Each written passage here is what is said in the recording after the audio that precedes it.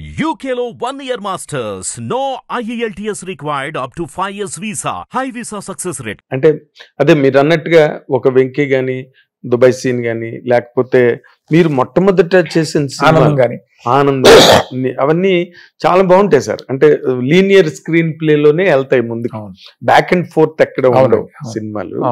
But మీరు 8 నెలలు మీకు పట్టింది ఈ సినిమా చేయడానికి, కథ అయిపోయిన తర్వాత ట్రీట్మెంట్ చేయడానికి. ట్రీట్మెంట్కి 8 months పట్టింది. అవును, ఎందుకంటే కథ డైల్యూట్ అవ్వకూడదు, ప్రాపర్గా బ్యాలెన్స్ అవ్వాలి, ఎక్కడ ఛాన్స్ తీసుకోకూడదు, ఇది బ్లెండ్ అవ్వాలి.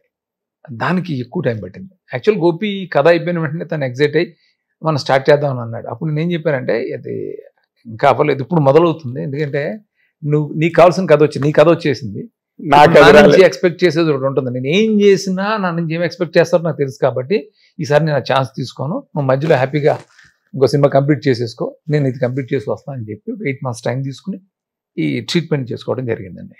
ఓకే, అంటే నార్మల్గా సార్ మీరు మొదటి నుంచి మీ కెరీర్ చూసుకుంటే మాక్సిమం couple of years కన్నా ప్రాజెక్ట్కి మధ్యన గ్యాప్ లేదు, ఎప్పుడు లేదు. 1 year లేదా మ్యాక్స్ 2 years. కానీ ఈసారి చాలా గ్యాప్ మెయింటైన్ చేశారు అమర్ అక్బర్ యాంథోనీ తర్వాత. ఏ రీజన్ ఏంటండి దానికి? అందరు చెప్పే ఆన్సర్ అండి. ఒకటి, నేను పర్సనల్గా కొన్ని విషయాలు, అంటే నేను ఎప్పుడు, అంటే మా బ్రదర్స్ లేరు, ఎవరిని అన్ని నేనే చూసుకోవాలి.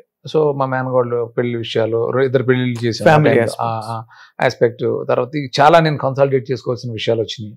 దాంతోపాటు కోవిడ్, అంటే సినిమా చేద్దాం అనుకున్నప్పుడు కోవిడ్, అందరిలాగే నాకు కోవిడ్ కొంచెం ఎఫెక్ట్ అయింది.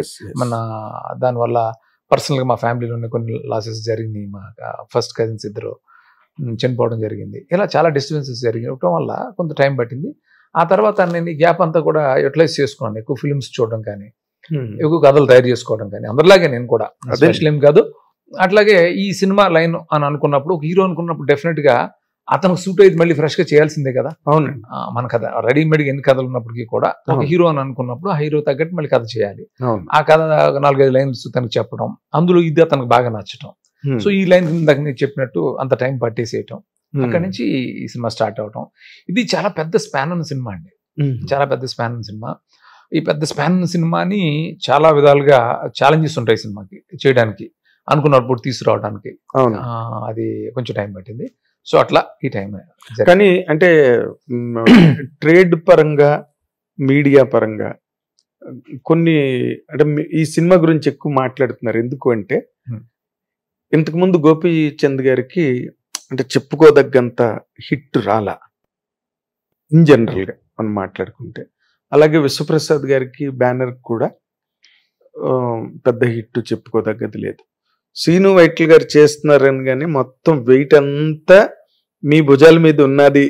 ఈ రోజున ఒక బ్యానర్కి హిట్ ఇవ్వాలన్నా, ఒక హీరోకి హిట్ ఇవ్వాలన్నా శ్రీను వైట్ల గారి మీదే ఉంది ఈ బాధ్యత అంతా అనే ఒక సెంట్రలైజేషన్ మీ మీద ఉన్నది సార్. ఓకే, ఫ్రాంక్గా మాట్లాడాలంటే విశ్వప్రసాద్ గారికి హిట్ ఇవ్వాలనేది కానీ, గోపీచంద్కి హిట్ ఇవ్వాలనే దానికంటే కూడా ఫస్ట్ శ్రీను వైట్లకి నాకు నేను హిట్ ఇచ్చుకోవాలి, అది ప్రయారిటీ. సో అంతే, fact of course. So Vishwaprasad గారు బ్యానర్లో అంతమంది హిట్స్ వచ్చినాయి, ఎవరికైనా సహజమే కదండి. కొన్ని అంత అన్ని వాల్యూమ్లో చేస్తున్నప్పుడు కొన్ని రిజల్ట్స్ వస్తుంటాయి. అట్లాగే గోపి మంచి యాక్టర్, కొన్ని స్క్రిప్ట్ లోపాలు ఉండొచ్చు, లేకపోతే ఎగ్జిక్యూషన్లో జరిగి ఉండొచ్చు. తను మంచి యాక్టర్ డెఫినెట్గా. సో తనకు వచ్చి ఉండొచ్చు, అట్లాగే నాకు వచ్చి, అందరికీ వచ్చినాయి. బట్ ఎందుకంటే అందుకనే నేను మెయిన్ ఫ్రాంక్గా నేను ఏదో విశ్వప్రసాద్ గారికి పెద్ద హిట్ ఇవ్వాలి, గోపి అలా అని కాదు. నేను ఈ సినిమా పెద్ద మంచి హిట్ చేయాలి అనే ఒక యాటిట్యూడ్ తోటి, ఒక భయంతో పనిచేసాను సినిమా. ఓకే, అదండి. అంటే మనం నార్మల్గా మాట్లాడుకుంటే సార్, ఇప్పుడు ప్రీవియస్ సక్సెస్ని లేదా ప్రీవియస్ ఫెయిల్యూర్ని నెక్స్ట్ డైరెక్టర్ వచ్చినప్పుడు అక్కడెక్కడ లోపాలు జరిగాయి, ఈ కథ మనం హీరోని తీసుకుంటున్నాం, ఈ హీరో ప్రెజెంటేషన్లో ప్రాబ్లం వచ్చింది, సో మనం ప్రెజెంటేషన్ చాలా జాగ్రత్తగా చేయాలి అని రాఘవేంద్ర గారి దగ్గర నుంచి ఆలోచించిన రోజులు నాకు తెలుసండి. అలాంటి ఒక ల్యాబొరేటరీ వర్క్ ఏదైనా జరిగింది? డెఫినెట్గా గోపిని నేను ఫస్ట్ ఏ హీరోతో చేసినా ఆ హీరోని కొంచెం కొత్తగా ప్రజెంట్ చేయాలి అని అనుకుంటాను. అట్లాగే ఈ సినిమాలో గోపి చాలా కొత్తగా కనిపిస్తాడు. నేను అనుభూతున్నాను సార్. మీరు అన్నారు ఏం చేశారండి గోపిచంద్ని, బాగుంది మీ ట్రైలర్ చూశాను కదా, నేను కొత్తగా ఉన్నాడు, ఏం చేశారు? నేను కొంచెం హీరోలు అంటే నాకు మెయిన్ హీరోని బాగా ప్రజెంట్ చేయాలని ఎప్పుడు అనుకుంటూ ఉంటాను నేను. హీరోని బాగా ప్రజెంట్ చేయాలి, హీరోలోని ఎబిలిటీస్ అన్ని బయటికి తీసుకురావాలి, ఒకే కథలో అన్ని తీసుకురావాలి, హీరో ఎంటర్టైన్ చేయాలి, ఇవన్నీ చేయాలని అనుకుంటాను నేను. సో హీరో గురించి ఎక్కువ ఆలోచిస్తాను. అట్లా హీరో క్యారెక్టరేషన్ చాలా బాగా కుదిరింది ఈ కథలో. గోపి ఏంటంటే బేసిక్గా ఏ డైరెక్టర్ అయినా దాన్ని అనుకున్న విధంగా సినిమా తీయాలని అంటే కనుక ఖచ్చితంగా హీరో సపోర్ట్ ఉండాలండి. వితౌట్ హీరో సపోర్ట్ మనం అనుకున్న సినిమా తీయలేం, హీరో సపోర్ట్ లేనిదే. అవును. సో హీరో మనకి ఆ విధంగా సపోర్ట్ చేసి, ఫ్రాంక్గా చెప్పాలంటే గోపి సరెండర్ అయ్యి నాకు ఏం కావాలనుకుంటున్నాడో అదే చేశాడు, అది ఇవ్వడానికి ప్రయత్నం చేశాడు. సో గోపి ఖచ్చితంగా ఎన్నైతే ఇంతవరకు సినిమాలు చేశాడో వాటికి సంబంధం లేకుండా సినిమాలో చాలా కొత్తగా కనిపిస్తాడు, కనిపించాడు. రెండరింగ్ కానీ ఎవ్రీ ఆస్పెక్ట్ హీరో కొత్తగా ఉంటాడు. గ్రేట్ అండి. ఎందుకంటే నేను అంటే నాకున్న ఈ ట్రావెల్లో ఇన్నాళ్లలో డైరెక్టర్స్కి ఎప్పుడు ఇది ఛాలెంజ్ అండి.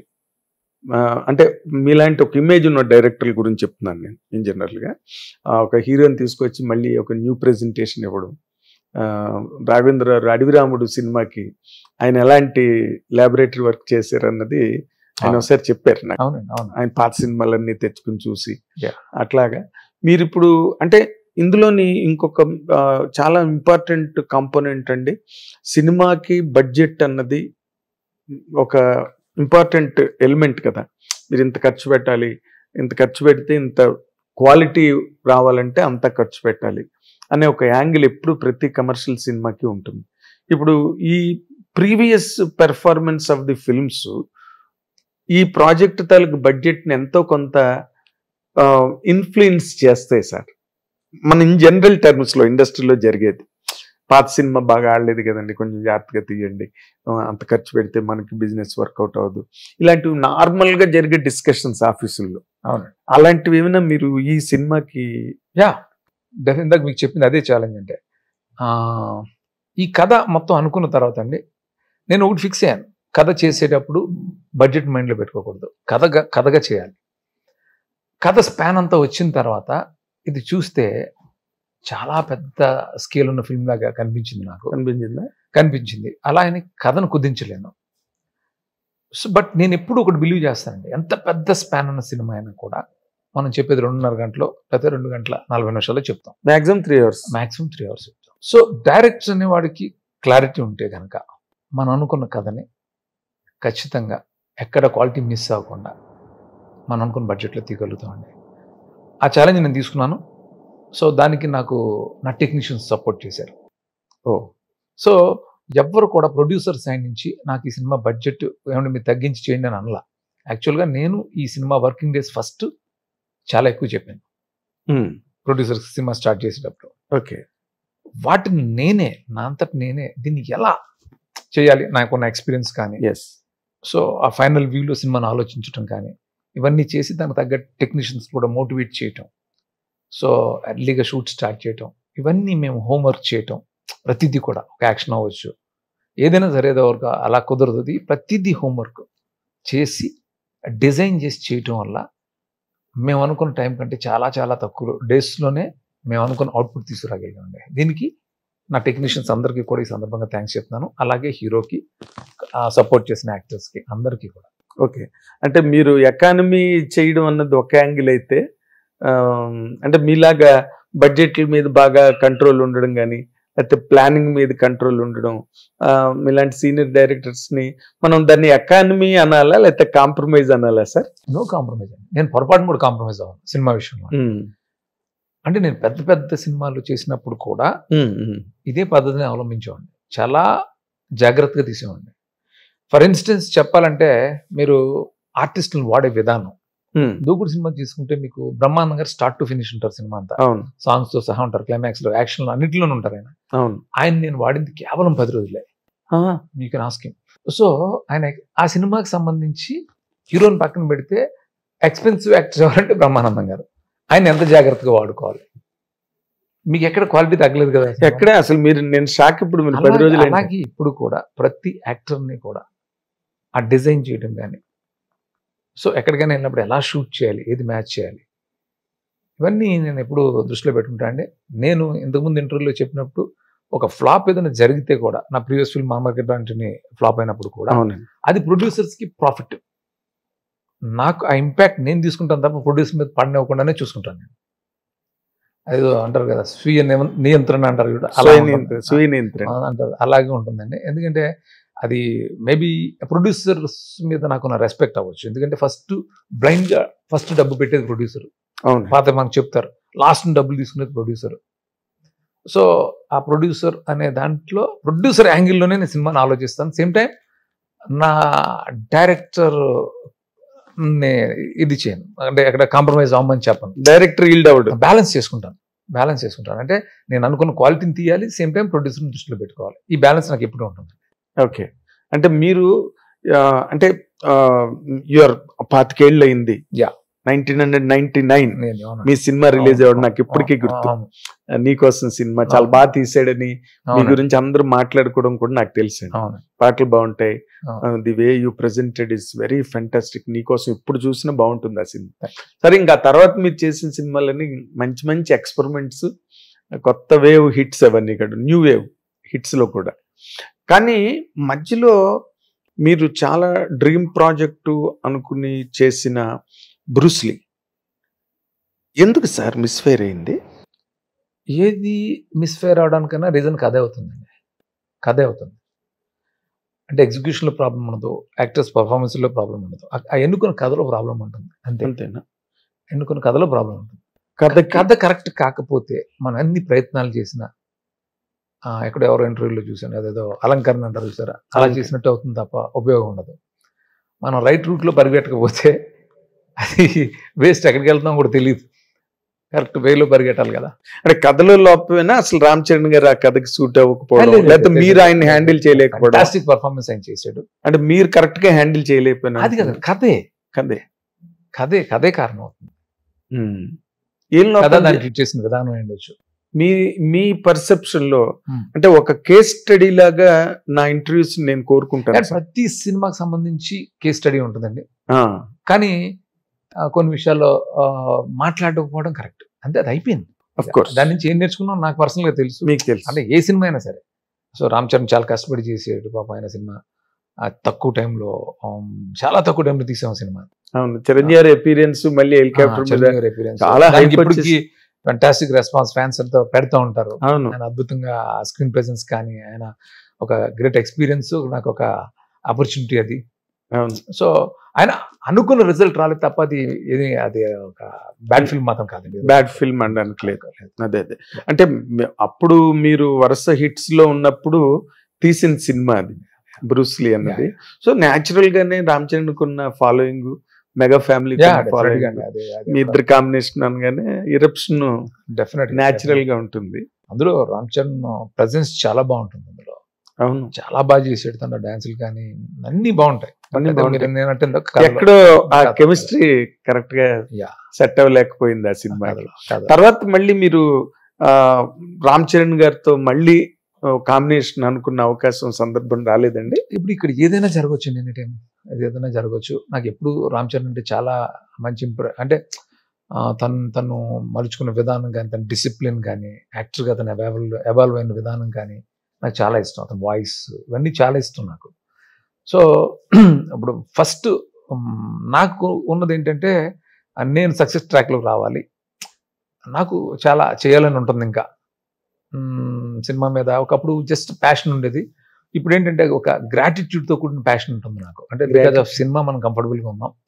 సో నాకు సినిమా తప్ప వేరే ఏం తెలియదు. సో మంచి మంచి సినిమాలు చేయాలని ఉంటాం. మీరు అన్నట్టు అది జరగచ్చు.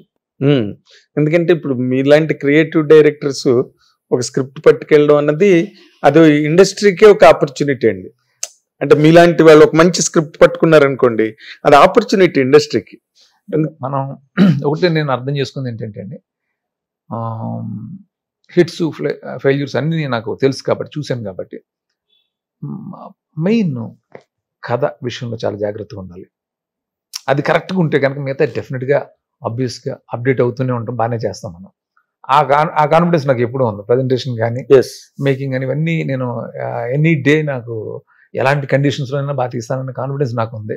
కథలను బాగా సెట్ చేసుకోవడం అనేది ఇంపార్టెంట్. అది నేను బాగా రియలైజ్ అయ్యాను. ఓకే, అంటే మీరు మహేష్ బాబుతో చేశారు, జూనియర్ ఎన్టీఆర్తో చేశారు, రామ్ చరణ్ గారితో చేశారు, చిరంజీవి గారితో చేశారు, వెంకటేష్తో చేశారు, అందరితోని దాదాపుగా మెయిన్ హీరోలు అందరితోని చేశారు. మీరు బాగా అడాప్ట్ చేసుకోగలిగిన, నేను బాగా అడాప్ట్ అయ్యానండి ఆ హీరోకి అని చెప్పాలంటే ఏ హీరోని చెప్తారు సార్? అది చాలా కష్టమైన ప్రశ్న మీరు అడిగేది. చాలా సింపుల్ గా కూల్ గా అడిగారు, కానీ డెఫినెట్ గా దీనికి ఆన్సర్ చాలా కష్టం అండి. అంటే అందరు హీరోలు, నేను చేసిన హీరోలు అందరూ నన్ను ఇష్టపడ్డారు, నేను వాళ్ళని ఇష్టపడ్డాను, చాలా సరదాగానే చేసాం.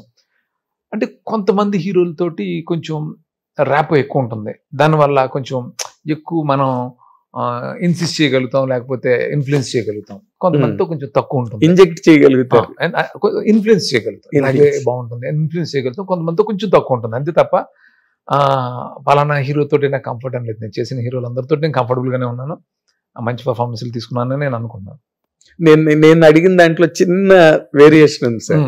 మీరు ఎట్లాగా బాగా అడాప్ట్ అయ్యాను, వాళ్ళు అడాప్ట్ అయ్యారు, మీ కన్వీనియన్స్, మీ ఇంటిమెసీ గురించి మీరు చెప్పారు, సంతోషం. కానీ నేను అడిగింది ఏంటంటే, మీరు ఎలాగ ఎక్కువ బాగా అడాప్ట్ అయ్యానండి హీరోకి. నేను స్క్రిప్ట్ రాసుకున్నప్పుడు నేను ఆయన కరెక్ట్ గా మౌల్డ్ చేశాను, లేకపోతే నేను కరెక్ట్ గా మీరు అడాప్ట్ అవ్వాలి కదా ముందు ఆ హీరోకి.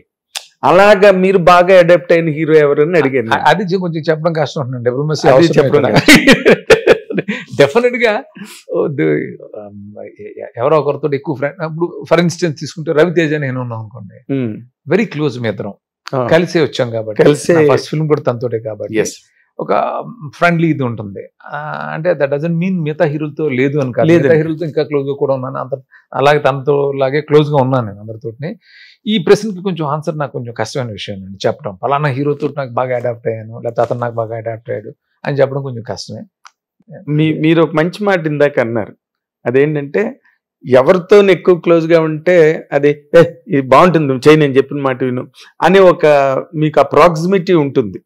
అది రవితేజ కావచ్చు, ఎందుకంటే ఇద్దరు ఒకేసారి వచ్చారు కాబట్టి. బట్ మీరు మహేష్ బాబుతో బ్యాక్ టు బ్యాక్ సినిమాలు చేశారు, 2 సినిమాలు. అది ఎట్లా వర్కౌట్ అయిందండి? అంటే వెరీ షార్ట్ స్పాన్ లో చేశారు మీరు. బ్యాక్ టు బ్యాక్ చేశారు, బ్యాక్ టు బ్యాక్ మన భాష ఒకటి చేశాను అంతే, భాష జూనియర్ ఎన్టీఆర్ తో చేశారు. అది ఎలా అంటే దూకుడు, నేను ఫస్ట్ కథ తనకి నరేషన్ ఇచ్చినప్పుడే తనకి నా మీద ఒక అంటే పరిచయం కూడా లేదు మా ఇద్దరికి అంతకుముందు. అవునా? అస్సలు పరిచయం లేదు అంతకుముందు. ఓకే. నేను ఇక్కడ జర్నలిస్ట్ కాలనీలో ఉండేవాడిని, తను అక్కడ ఉండేవాడు. నేను వెళ్ళి ఆయనకి కథ చెప్పాను, ఫస్ట్ ఒక కథ చెప్పాను, మళ్ళీ నేనే వెళ్ళి డ్రాప్ చేశాను ఆ కథని. అది వద్దు బాబు ఇంకోటి చేద్దాం అన్నాను. నేను ఈ కథ చెప్పినప్పుడు ఫుల్ నరేషన్ ఇచ్చినప్పుడు ఆయన అన్న మాటలని డైలాగ్ కూడా పెట్టానని చెప్పాను, ఫంటాస్టిక్, మైండ్ బ్లోయింగ్, అన్బిలీవబుల్ అనేది అన్నాడు ఆయన, దూకుడు కదా. సో ఆయన అప్పటి నుంచి మా ఇద్దరి మధ్య ఒక కనెక్టివిటీ వచ్చింది, అది చాలా became very close. Okay. So ఆ ర్యాపో బాగా పెరగటం. సో మా దూకుడులో అయితే తను వన్స్ తన కథ విన్న తర్వాత ఏ రోజు కూడా అసలు ఇదేంటి అదేంటి అని అడగకుండా టోటల్ సరెండర్ చేసిన సినిమా దూకుడు. నెక్స్ట్ ఆగడు కూడా అలాగే చేశాడు ఆయన. సో ఆ దూకుడు అప్పుడు వచ్చిన ఆ ర్యాప్ అండర్స్టాండింగ్ వల్ల అదంత పెద్ద హిట్ అవడం వల్ల ఆ తర్వాత నేను భాష చేశాను, భాష చేసిన తర్వాత ఇమ్మీడియట్ ఆగడే చేశాను. అవునండి. సో అలా జరిగింది. మీరు మధ్యలో ఎక్కడ అంటే నార్మల్ గా ఒక ఈవి గారు చేసినట్టుగాను, లేకపోతే రాఘవేంద్ర గారు మధ్యలో చిన్న చిన్న సినిమాలు చేయడం అలా చేయలేదు మీరు. మీవన్నీ మేజర్ లీప్స్ అన్ని కూడా పెద్ద హీరోలతోనే వెళ్తూ వచ్చారు. అంటే చిరంజీవి గారు మీ గురించి అందరు నాకు బాగా గుర్తండి. ఆ రోజు గుమ్మడికాయ కొట్టిన రోజున అందరు వాడు డైరెక్టర్ గారు ఎక్కడ అని అడుగుతుంటే అది వీడియో కూడా ఉంది. అది అంటే మీరు అదేదో సర్దుతున్నారు వెనకతలు, సర్దుతున్నప్పుడు డైరెక్టర్ ఎక్కడ అంటుంటే మిమ్మల్ని చూసి yes is on the correct job అని మిమ్మల్ని అందరు నాకు ఇప్పటికి గుర్తండి. గ్రేట్ అండి, నా గ్రేట్నెస్ అది అన్ని అబ్జర్వ్ చేస్తారు ఆయన, తెలుసు కదా ఆయన గురించి. Yes, great. అంటే అది నాకు చాలా ఎర్లీ డేస్ లో వచ్చిన గొప్ప అవకాశం అది. అవకాశం ఆయన చిరంజీవి గారు ఆయన ఇచ్చిన సపోర్ట్ కానీ, ఆయన చాలా దగ్గర తీసుకుంటారు మనుషుల్ని. అవును, అది అఫెక్షనేట్ గా ఉండటం, ప్రతి విషయాన్ని నోటీస్ చేయటం, అది నేను ఎప్పటికీ మర్చిపోలేను చిరంజీవి గారితో. ఆయన చిరంజీవి గారి సినిమాలో చెరిష్. ఎస్, అందరు వాడు 100% ఒక కంప్లీట్ ఫుల్ మీల్స్ అన్నమాట ఆయన పర్ఫార్మెన్స్. అంటే నాకు ఒక ఇదిగా ఉండేది అప్పట్లో, ఎందుకంటే ఆయన సినిమాలు అంటే ఎన్నో చూసాం కదా, చూసి వచ్చి ఆయన్ని అది నాకు అదొక డ్రీమ్ లాగా ఉండేది అంతా. అది రియాలిటీ లాగా అనిపించేది కదా, ఆయన నేను డైరెక్ట్ చేస్తున్నాను అనేది. సో అంత ఇది ఉండేది. అవునండి, ఆ సీన్లు ఇప్పటికీ మర్చిపోలేము. రీల్స్ లో పెడతారు వాళ్ళు. అవును, అసలు ఆ ట్యాబుతో పెళ్లి చూపుల సీన్ నుంచి ఉండి గదిలోకి వెళ్ళి మాట్లాడతారే అవును. మట్కా గుట్కా, అవును. అసలు ఎంత హిలేరియస్ కామెడీ. ఫ్రాంక్ గా నేను యాక్టర్స్ కి చేసి చూపించడం అన్ని చేస్తుంటాను నేను. బట్ ఆయన చేస్తుంటే నేను నవ్వుకుంటూ ఉండేవాడిని. ఆయనకి చేసి అంత సీన్ లేదు, ఆయన చేస్తుంటే నేను నవ్వుకుంటూ ఉండేవాడిని తప్ప అసలు నేను దగ్గరికి వెళ్ళి అసలు అంత అలా నేను ఎంజాయ్ చేస్తుండేవాడిని. నేను ఆ సీన్ అయితే మాత్రం ట్యాబు లోపలికి వెళ్ళి గదిలో మాట్లాడుకుని ఇద్దరు బయటకు వస్తారు. ఆ అమ్మాయి ఓకే అంటే నేను కూడా ఓకే అని ఆయన బయటకు వస్తారు కళ్ళద్దాలు పెట్టుకుని, ఇలా లుంగి చేత్తో పట్టుకుని. ట్యాబు వెనకాతల నుంచి నాకు ఇష్టమే అంటుంది అనగానే ధనాలను పడిపోతారు చూడండి. అసలు ఆ సీన్ జరుగుతున్నప్పుడు నేనున్నా, షూటింగ్ అవుతున్నప్పుడు నేనున్నా. అసలు ఎంత నవ్వు వచ్చిందంటే నాకు. అంటే ఆయన పడిపోయిన విధానం కూడా మనకి భయం వేస్తా, అలా టప్ని పడిపోవడం అనేది, అలాగా అలా కొలాప్స్ అయిపోవడం. అసలు ఎంత కష్టం అండి ఆ సీన్. అసలు ఆయన దగ్గర కొన్ని టెక్నిక్స్ ఉంటాయండి, మనకు ఆశ్చర్యంగా ఉంటుంది. అది ఎలా పడిపోయారు అలాగని అనుకుంటాం. అది అంతా ఆయన వర్క్ చేస్తారు. టైమింగ్ అండి నిజంగా. ఒక లిప్త పాటు అంటారే, కన్నురెప్ప పాటు గ్యాప్ కూడా లేదు. నాకు ఇష్టమైన ట్యాబ్ అని టప్పుని పడిపోతారు. ఎంత టైమింగ్ కావాలి, ఎంత ప్రిపరేషన్ కావాలి. మీరు ఎప్పుడు ఆయనకి మీరు ఇలా చెయ్యండి సార్ ఇలా అని ఎప్పుడు ఆయన విషయంలో ఛాన్స్ లేదు. అంటే నాకు ఒక ఫ్రాంక్ గా చెప్పాలంటే ఒక భయం ఉండేది ఆయన అంటే నాకు. అంటే ఆయన ఇది అంటే నాకు ఎర్లీ డేస్ లో చేశాను కదా, very early days after Venky చేశాను ఆయన. అప్పటి వరకు రవితేజతో చేశాను కదా. మేము ఫ్రెండ్స్. ఒక పెద్ద స్టార్, మెగా స్టార్ తో చేయటం అంటే ఎలా ఉంటుందో ఆలోచించండి. నాకు అప్పుడు ఆ సిచ్యువేషన్ ఉండేది. పాప ఆయన పాపం నన్ను ఈజీ చేయడానికి ట్రై చేస్తూనే ఉండేవారు, కానీ నేను అంత పైగా మీరు చేసిందేమో ఒక సీరియస్, ఒక యాక్షన్ ఫిల్మ్ అయితే అది ఓకే. ఇది అంతా అసలు టోటల్ ఎంటర్టైన్మెంట్, కామెడీ, ఫ్యామిలీ, ఆ డ్రామా. అప్పుడు మనకి అంత ఫ్రాంక్లీ అంత డెప్త్, అంత ఎక్స్పీరియన్స్ ఉండదు కదా. ఆయన ఇది ఆయన చెప్పేటంతది ఉండదు మనకి, ఆయనకి ఎక్స్పీరియన్స్ ఉంటుంది. మరి ఎలా రాయించుకున్నారు సార్ సీన్లన్నీ? అంటే కలిసి ఆయన ఎప్పుడు చాలా ఇన్వాల్వ్ అవుతారు కదా, ప్రతిదీ కూడా ఇన్వాల్వ్ ఆయన దగ్గర ఉండి. సో నేను ఆ సినిమా విషయంలో ఇంకా నేను అంటే చాలా ఎంజాయ్ చేశాను ఆయన్ని. ఒక ఇదే అంతే. What is the best memory అండి మీరు చెప్పాలంటే? ఆయనతో చాలా రోజులండి, చాలా సార్లు. ఆయన శంకర్దాదా MBBS షూటింగ్ సాంగ్ జరుగుతుంటే ఊటీలో నన్ను తీసుకెళ్లారు. ఓకే, నువ్వు కూడా రాసిను నాతోటి అని చెప్పి తీసుకెళ్లారు. ఆ ట్రావెల్, ఊటీ వెళ్ళటం, ఊటీ నుంచి రావటం, సరే ఇవన్నీ నాకు ఆ జర్నీ అంతా గుర్తుంది. ఆ ట్రైన్లో చెన్నైకి వచ్చాం, చెన్నై నుంచి మళ్ళీ హైదరాబాద్ రావటం, ఆయనతో ప్రతిదీ గుర్తే నాకు. ఓకే, అంటే ఇంక మిమ్మల్ని పక్కనే పెట్టేసుకున్నారు మీకు ఆ ఈజ్ రావడం కోసం. సాంగ్ జరుగుతున్నప్పుడు ఎగ్జాక్ట్లీ. సో నేను కొంచెం క్లోజ్ అవుతుంటే బాగుంటుంది అనే ఉద్దేశంతో ఆయన కొంచెం నేను కంఫర్ట్ అవుతాననే ఉద్దేశంతో తీసుకెళ్తుండేవారు.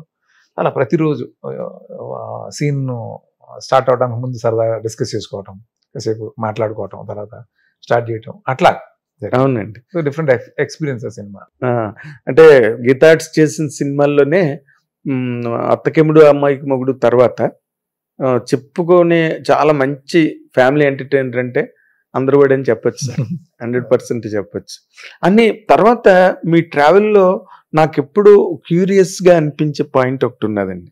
అదేంటంటే మీరు ఇంతమంది హీరోలతో చేస్తున్న టైంలో పవన్ కళ్యాణ్ గారు కూడా అంత యంగ్ డైరెక్టర్స్, మంచి ఆ స్ప్రీ ఉన్న డైరెక్టరు, ఆ థాట్ ఉన్న డైరెక్టరు, ఎంటర్టైన్మెంట్, ఈ కోఎఫిషియెంట్స్ అన్ని చూసుకునే సినిమాలు చేశారు.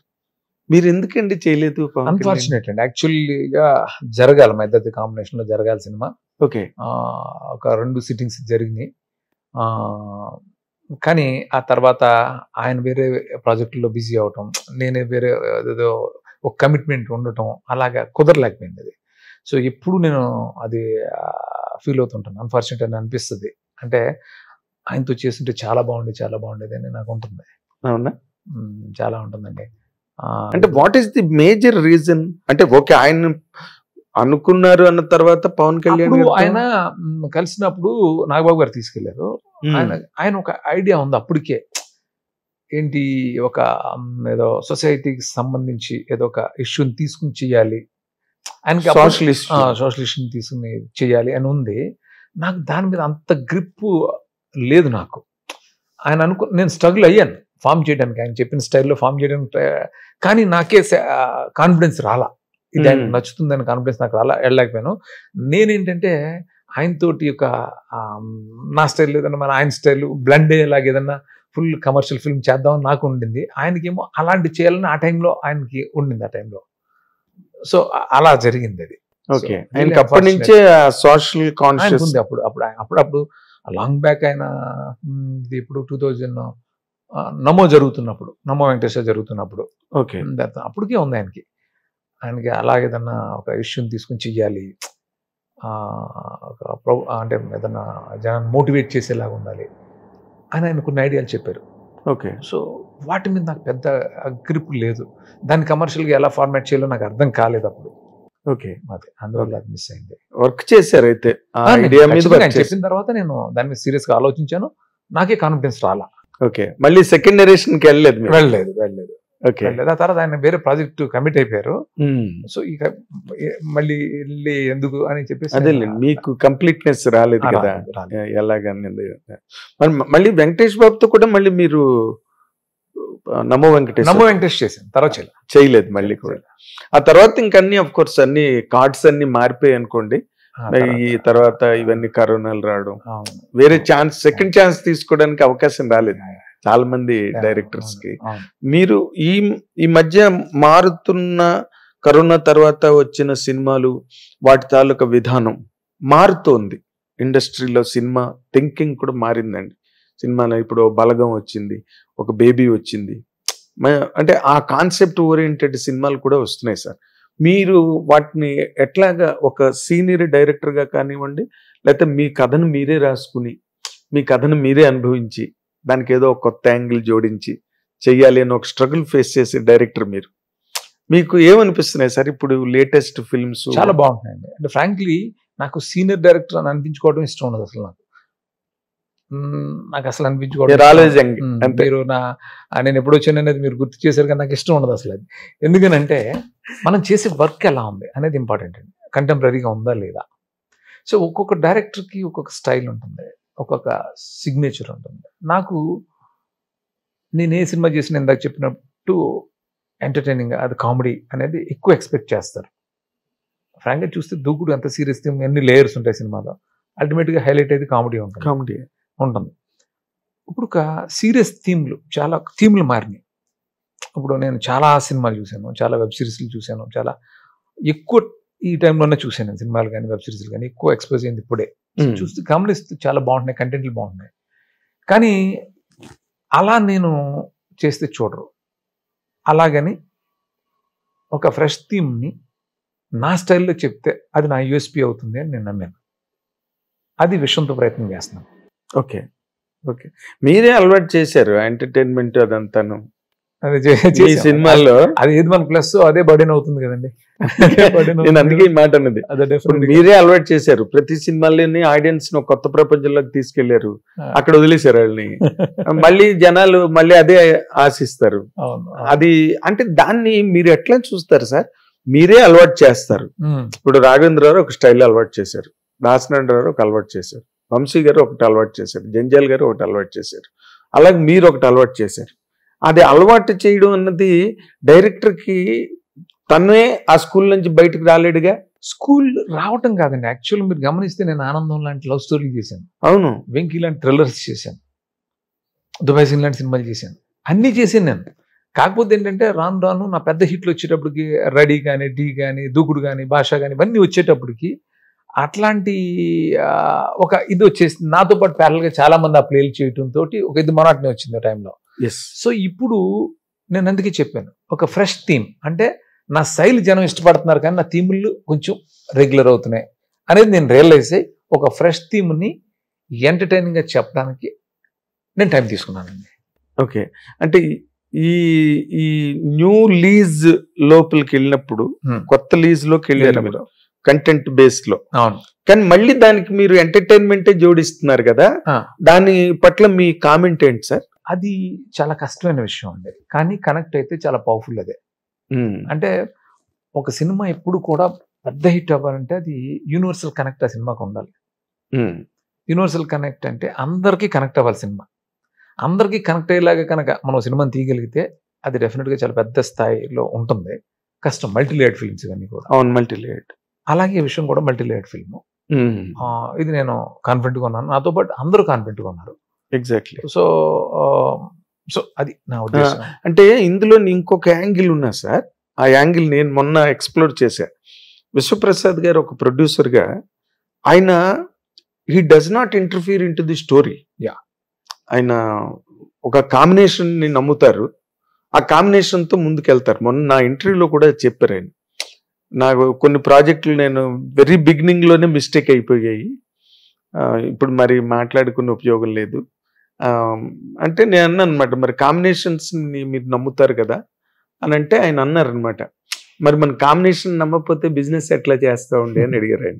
నేను అందుకే మొట్టమొదటి మిమ్మల్ని ఏం అడిగానంటే, ఈ బిజినెస్ అనే యాంగిల్ అన్నదే పెద్ద అవరోధం సినిమాకి. బిజినెస్, బడ్జెట్ ఆ రెండు కూడా. పక్కనేమో గోపిచంద్ పరిస్థితి అలా ఉంది, ఓ పక్కన విశ్వప్రసాద్ గారిది ఓ పక్కన ఇలా ఉంది. మీరు ఈ రెండింటిని కలిపి భుజం మీద వేసుకుని లాక్కు రావాలి మీరు. 100% మీరు మొహమాటస్తుడు చెప్పడానికి, నాకు తెలుసు ఆ విషయం.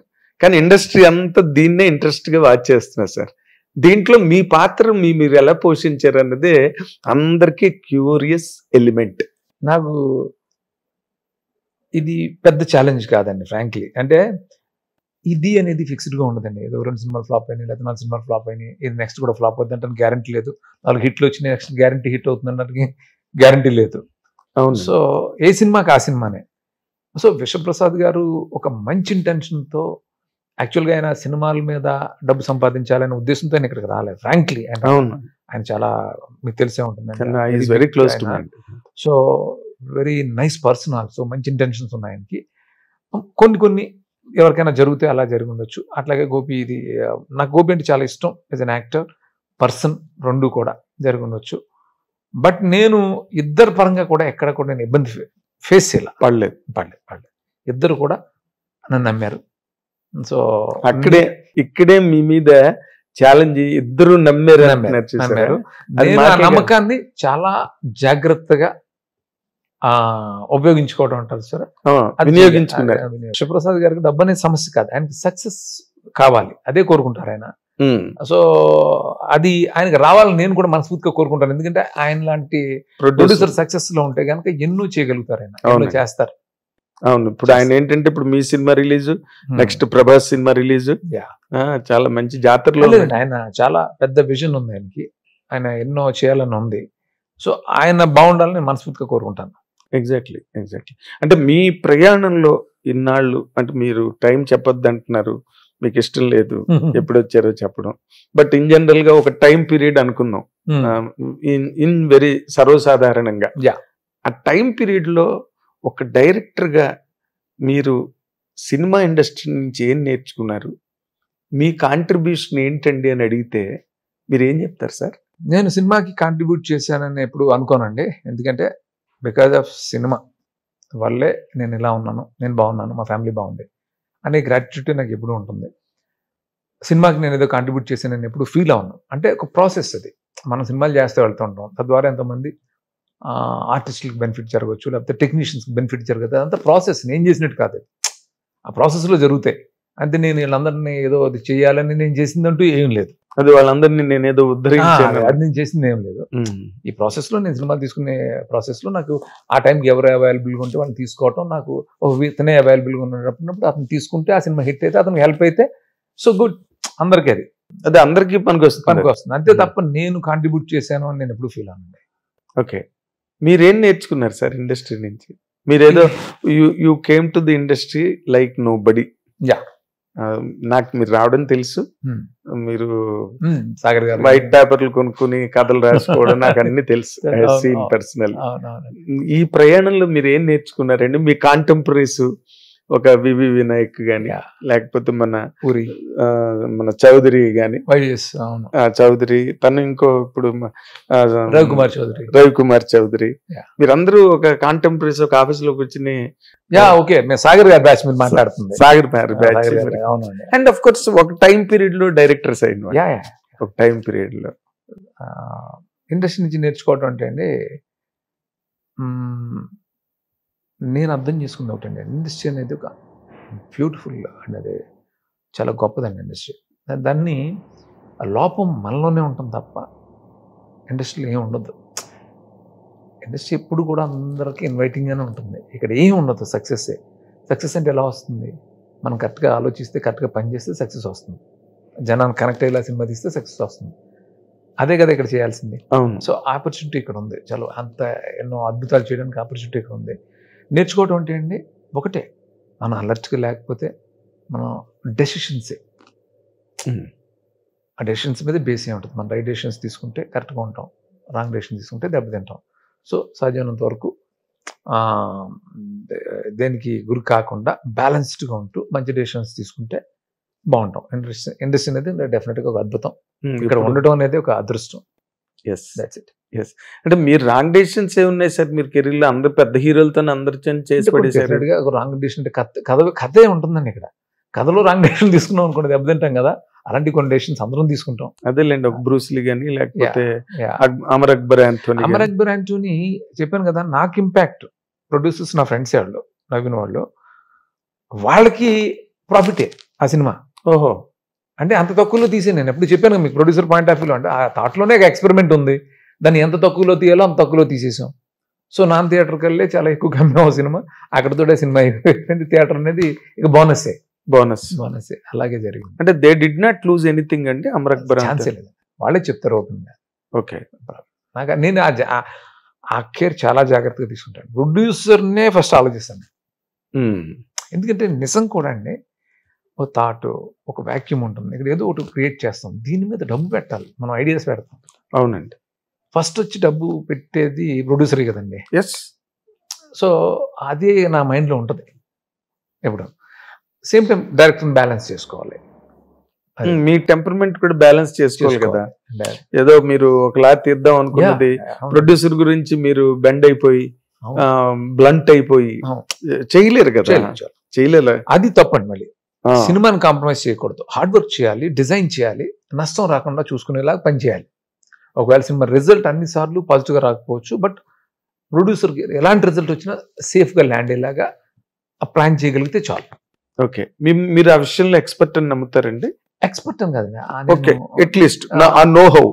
నేను నాకు తెలుసు నేను ఏం చేశాను. అది నేను ఏ సినిమాలు ఎలా డీల్ చేశాను నాకు తెలుసు. కాబట్టి నేను ఆ విషయంలో జాగ్రత్తగానే ఉంటాను. అది నాతో పనిచేసిన ప్రొడ్యూసర్స్ కూడా తెలుసు. ఎస్. తర్వాత ప్రతి సెలబ్రేటెడ్ డైరెక్టర్కి కెరీర్లో బెస్ట్ అండ్ వరస్ట్ మూమెంట్స్ ఉంటాయి సార్. ఉంటాయి. అంటే అసలు బుర్ర తిరిగిపోయే వరస్ట్ మూమెంట్ ఒక్కసారి గాల్లోకి ఎగిరిపోయే బెలూన్ లాగా ఎగిరే ఒక బెస్ట్ మూమెంట్ ఉంటాయి సార్.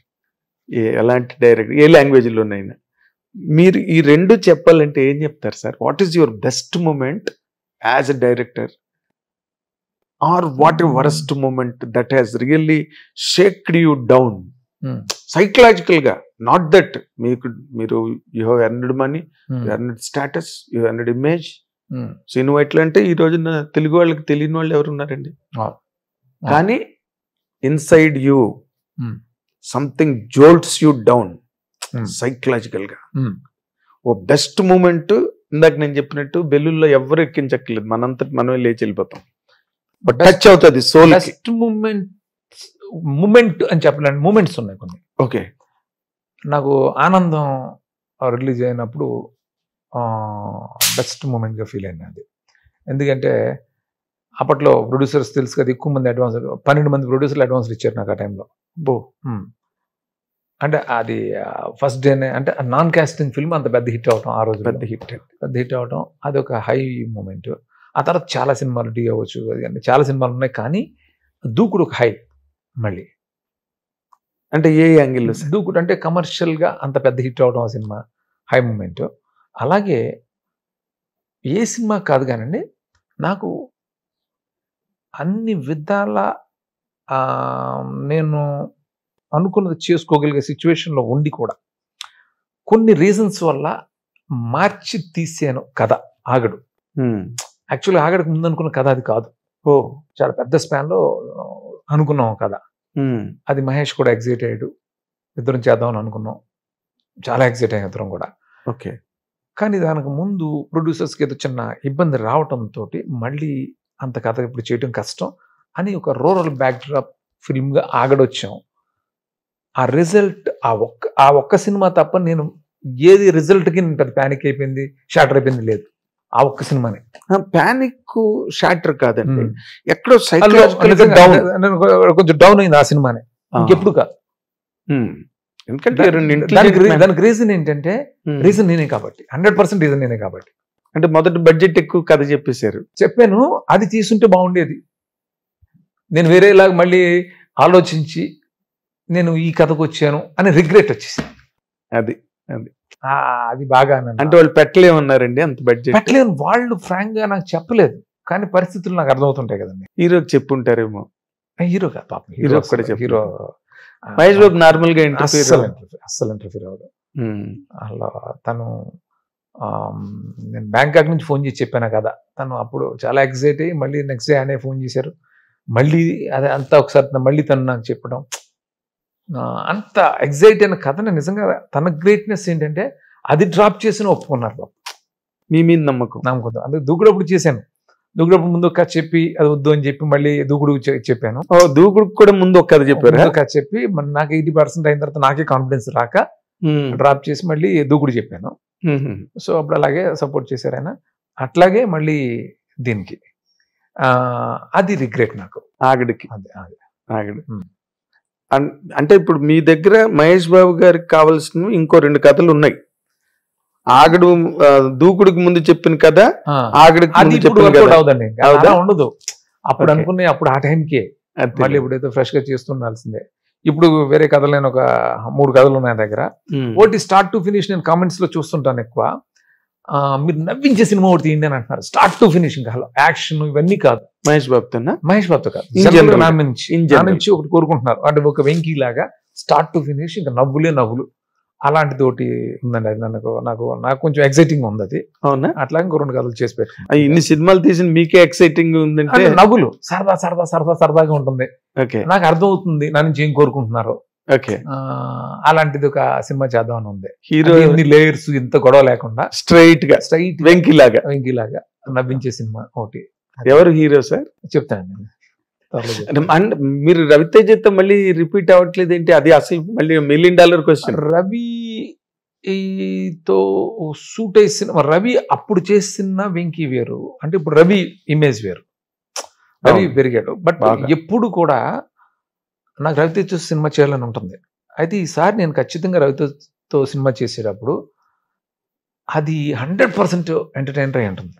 ఇంకే ఎక్స్పెరిమెంటల్ జోలికి వెళ్ళకుండా తన స్ట్రెంగ్త్ కానీ నా స్ట్రెంగ్త్ కానీ కామెడీ కాబట్టి అది ఉండేలాగే ఈసారి సినిమా చేద్దాం అనేది నా ఉద్దేశం.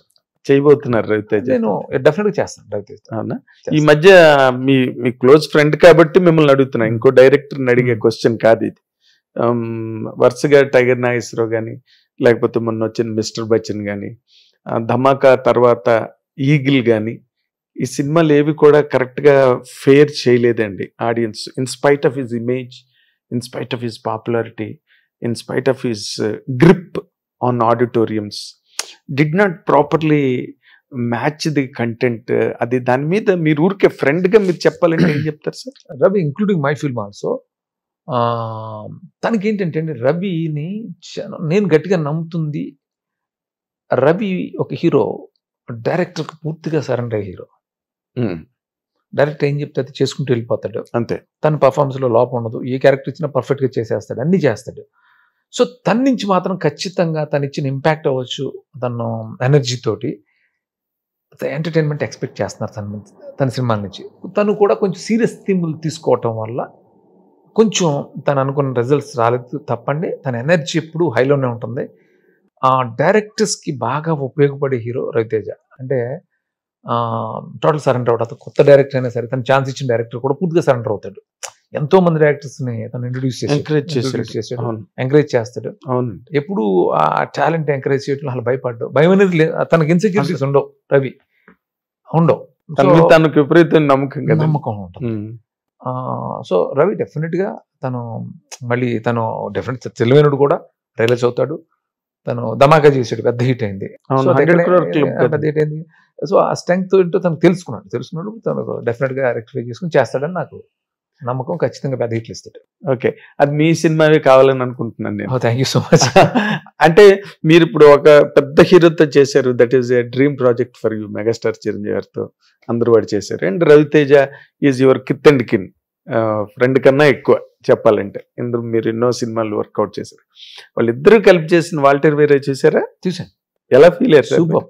అంటే ఫెస్టివల్ అప్పుడు, పండుగలో చూసాం. పండగే అప్పుడు ఆ సినిమా. అసలు నాకు రవి కూడా చిరంజీవి గారు అంటే చాలా ఇష్టం కదా. ఆ కెమిస్ట్రీ కనిపించింది ఇద్దరి మధ్య. చాలా చిరంజీవి గారికి రవి అంటే చాలా ఇష్టం. సో అది కనిపించింది సినిమాలో. అదే బాబీ చాలా బాగా డీల్ చేశాడు. అన్నయ్య సినిమాలో తమ్ముడుగా చేసిన రవితేజ, ఆ అన్నయ్యని చూసి భయపడే ఒక తమ్ముడు రవితేజ.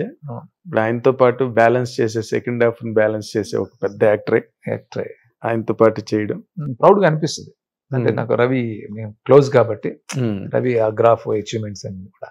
ఎస్ ఎస్, అది చిరంజీవి గారు కూడా స్టేజ్ మీద ఎక్నాలెడ్జ్ చేశారండి. అది ఆయన గ్రేట్నెస్. ఫంక్షన్ లో సక్సెస్ మీట్ లో చెప్పారు, అవును రవి కాకపోతే సినిమా ఇంత సక్సెస్ అవ్వదు. దిస్ గ్రేట్నెస్ అది అలా మాట్లాడడం కదా. అవును, సినిమా హిట్ అయిపోయిన తర్వాత ఎవరు ఎందుకు చెప్పాలి? వాళ్ళిద్దరికి ఒకరి మీద ఒకరికున్న ఇష్టం ఆ సినిమాలో ఆ కెమిస్ట్రీ బాగా వర్కౌట్ అయింది. ఎగ్జాక్ట్లీ. మీరు అంటే బికాస్ ఏ డైరెక్టర్కైనా ఒక సోషల్ కాన్షియస్నెస్ కానీ లేకపోతే ఒక సోషల్ అబ్జర్వేషన్ కానీ అన్నది 100% ఉంటుంది. లేకపోతే వాళ్ళు డైరెక్టర్స్ అవ్వడం చాలా కష్టం అండి. వాళ్ళు చదువుకోకపోవచ్చు, బట్ సోషల్ అవేర్నెస్, కాన్షియస్నెస్ ఎక్కడ ఉంటాయి.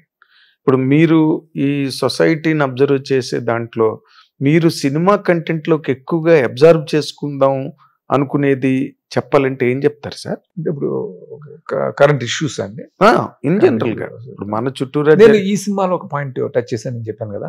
అవును, అదే నిజంగా సెన్సిటివ్ ఇష్యూ. అది దాన్ని టచ్ చేసాం ఈ సినిమాలో. ఓకే, ఇప్పుడు ఇన్ జనరల్ గా నేను ఇంకొక మాట, ఇప్పుడు అందరికీ మనకు నచ్చేది, మనం ఎంతో ఇష్టపడేది, మనం ఎంతో ప్రేమించి ఆరాధించేది తిరుపతి లడ్డు. దాని మీద జరుగుతున్నది ఇష్యూ. దాని మీద మిమ్మల్ని స్పందించమని ఒక చదువుకున్న వ్యక్తిగా లేదా ఒక సోషల్ రెస్పాన్సిబిలిటీ ఉన్న ఒక డైరెక్టర్గా మాట్లాడమంటే ఏం మాట్లాడతారు? బాధాకరం అండి. బేసిక్గా నేను వెంకటేశ్వర స్వామి భక్తుడిని. నమో వెంకటేశ. నేను వెంకటేశ్వర స్వామి భక్తుడిని. నాకు చాలా ఇష్ట దైవం ఆయన. ఇలాంటివన్నీ రావటం బాధగా అనిపిస్తుంది. నిజంగా నాకు మొన్న ఎవరు లడ్డు తీసుకొచ్చి ఇచ్చినప్పుడు కూడా తింటున్నప్పుడు కొంచెం బాధ కలిగింది నాకు. ఎందుకు ఎంతో ఆ ప్రసాదానికి ఒక మన చిన్నప్పటి నుంచి మనకు తిరుపతి లడ్డు అంటే ఒక మన ఇదిలో ఒక భాగం కదా అది. అయ్యో, సో జీవితంలో ఒక భాగం. బాధగా ఉంటుంది. ఎలాంటివన్నీ ఎందుకు వస్తున్నాయి అనేది అనిపిస్తూ ఉంటుందండి. ఆ డీటెయిల్స్ నాకు తెలియదు, ఏం జరిగింది ఏంటి అనేది తెలియదు, కానీ ఆ వింటున్నాయి కూడా బాధగా అనిపిస్తుంది. ఎస్ ఎస్ అండి. మీరు కథ చెప్పి సినిమా చేద్దాం అనుకుని చేయలేక ఈ రోజు కూడా తలుచుకున్నప్పుడు ఎంతో కొంత బాధ కలిగే మీ పవన్ కళ్యాణ్ గారు అక్కడ డిప్యూటీ సీఎం అయ్యారు. ఆ తర్వాత మీరు ఎక్కడ ఏమీ మాట్లాడలేదు ఆయన గురించి కానీ, ఆయన తాలూకు సక్సెస్ గురించి కానీ. ట్వీట్ చేస్తాను, ప్రతిదీ ట్వీట్ చేస్తారు, బట్ ఓవరాల్ గా మీరు ఎక్కడ బయటికి రాను. మాట్లాడాలంటే ఏం మాట్లాడతారు సార్? గ్రేట్ అండి. అంటే ఆయన ఒక ఫంక్షన్ లో చెప్పాను నేను, గబ్బర్ సింగ్ ఫంక్షన్ లో. నాకు ఆయన హీరో కాకముందు నుంచి తెలుసు నాకు. ఓకే, వైజాగ్ ఎన్వి రెడ్డి గారు ఉన్నారు కదా. అవును, క్రాంతి ఆయన నన్ను ఇండస్ట్రీకి తీసుకొచ్చారు. ఎవరు? క్రాంతి పిక్చర్స్ రెడ్డి గారు. ఆయన ఇండస్ట్రీకి తీసుకొచ్చారు నన్ను. అవునా? క్రాంతి పిక్చర్స్ రెడ్డి గారు. సో వైజాగ్ ట్రైనింగ్ ఆయన వచ్చేవారు. మన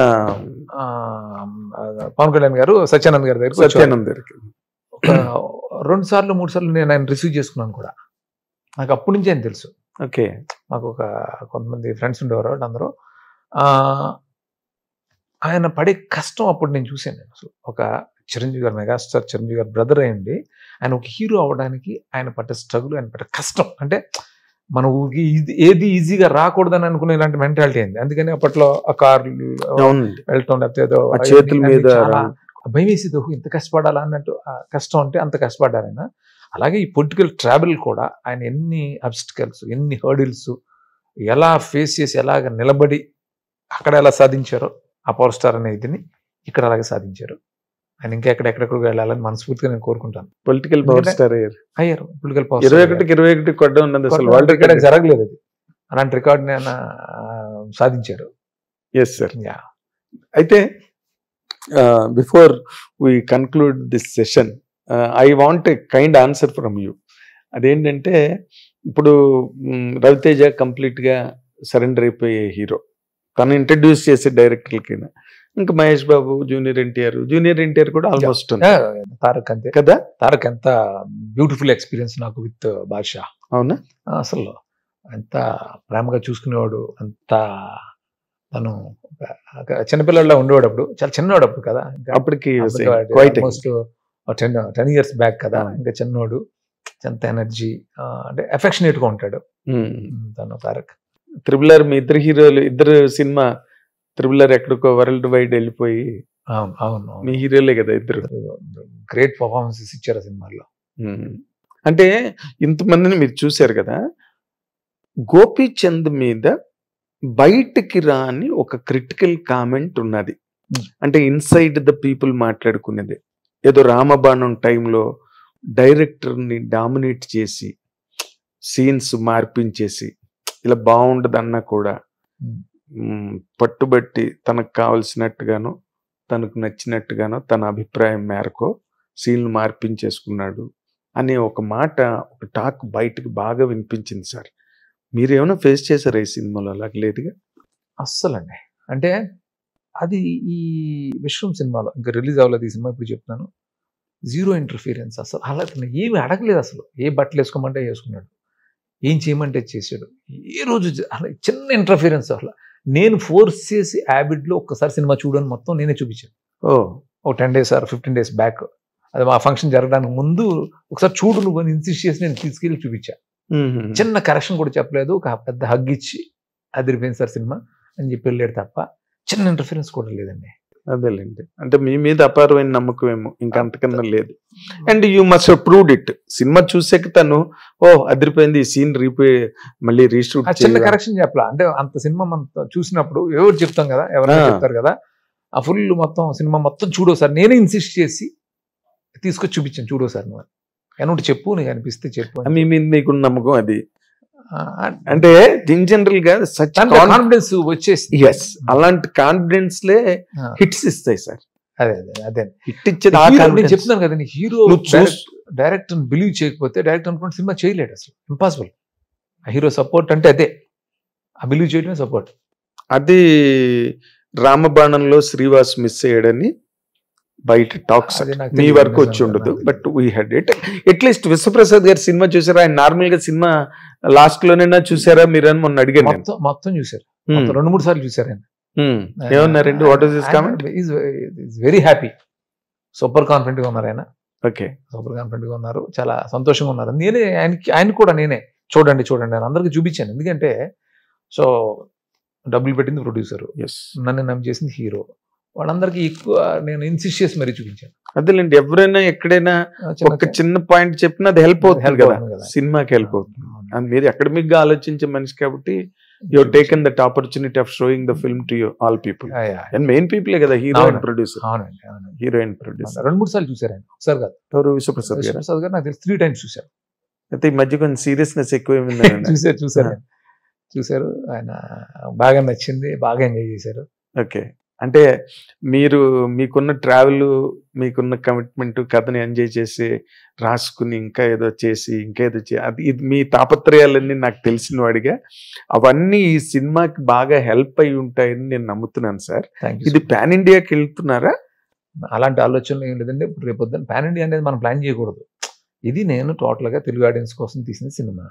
సో అయితే నేను అన్నట్టు అదొక ఇండియాలోనే ఉన్న ఒక ఇష్యూని మనం కనెక్ట్ చేయడం వల్ల, అది టచ్ చేయడం వల్ల అది రేపొద్దున వెళ్తే వెళ్ళొచ్చు. అంటే మామూలుగా అది జరగాలి, అదే ఆర్గానిక్ అంతే తప్ప మేము దాన్ని ఏం చేసి ప్లాన్ చేసి ఏం లేదు. అసలు టీజర్ ఫంక్షన్ లోనే 5 పేర్లు రాస్తున్నారు మధ్య కొత్తగా, తెలుగు, తమిళ్, హిందీ, కన్నడ, మలయాళము అనేది స్టోరీ, స్క్రీన్ ప్లే, డైరెక్షన్ లాగా అవి కామన్ గా వచ్చేస్తున్నాయి సార్ కింద టైటిల్స్.